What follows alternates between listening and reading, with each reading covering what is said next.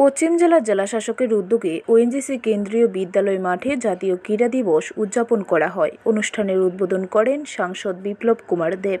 উপস্থিত ছিলেন বিধায়িকা মীনা রানী সরকার, gymnast Dipa Karmakar, ওএনজিসির asset manager সহ অন্যান্যরা। অনুষ্ঠানে বক্তব্য রাখতে গিয়ে সাংসদ বিপ্লব কুমার দেব বলেন, পদকের জন্য নয়, নিজের স্বাস্থ্য ঠিক রাখার জন্য প্রতিদিন কম করে 1 ঘন্টা যোগা কিংবা খেলাধুলা করা প্রয়োজন।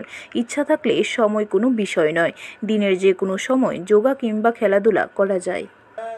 आज के दिन में सिर्फ यहाँ बैठे हुए बच्चे नहीं हैं, पूरे त्रिपुरा में दूर दूर तक मीडिया के माध्यम से, यूट्यूब के माध्यम से जो मुझे देख रहे हैं उनको बोलूंगा, आज के दिन में तय करो जो पूरे दिन में 1 घंटा मैं अपने शरीर और आत्मा के लिए दूंगा।